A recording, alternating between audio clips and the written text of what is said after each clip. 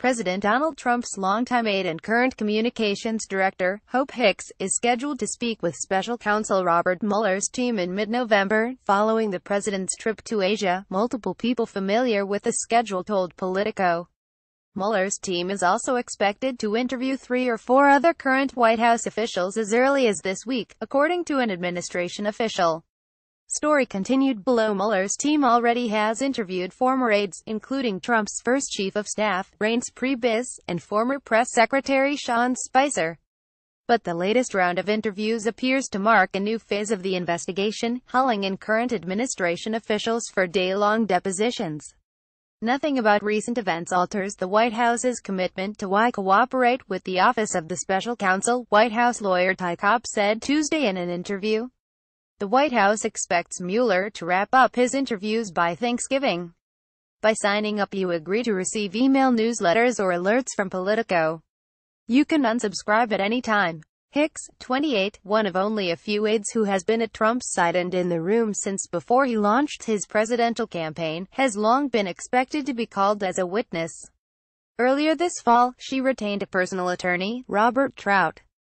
But her scheduled interview comes just as allies of the president, including former chief strategist Steve Bannon, have been pressuring Trump and his lawyers to find ways to undercut Mueller's investigation, especially after the White House was blindsided by criminal charges filed against 3 former Trump campaign aides on Monday. Breitbart News chief Bannon, according to 2 people familiar with his thinking, has been pushing the idea of defunding Mueller's investigation. That strategy is easier said than done. Mueller's budget is drawn from a permanent Treasury Department account, and the Justice Department regulations that were used in Mueller's appointment note that he shall be provided all appropriate resources to conduct his investigation. White House Press Secretary Sarah Huckabee Sanders said Tuesday that the president would not support defunding the probe. But Bannon has been double-teaming the White House along with billionaire real estate investor and longtime Trump confidant Tom Barrack on the idea of shaking up its legal team in favor of attorneys who will take a more combative, less conciliatory, approach toward Mueller and his team. That view was shared by former Trump attorney Mark Kasowitz.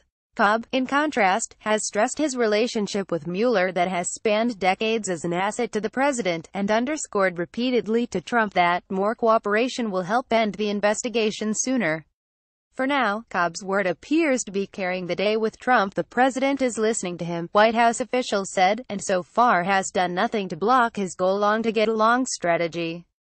That's in part because for now, people close to the White House said the president and his team understand they don't have much choice. With 3 fresh indictments on the table, it would be political suicide at this juncture, one insider familiar with the White House's thinking said, to stop cooperating with the special counsel's office. The continued cooperation, instead, is a signal the White House is confident the president is in no real jeopardy as the investigation continues. On Tuesday, Sanders said the president still supports his current legal team. I'm not sure how he couldn't, considering all of the revelations that have taken place, have nothing to do with the president, have nothing to do with his campaign, she said.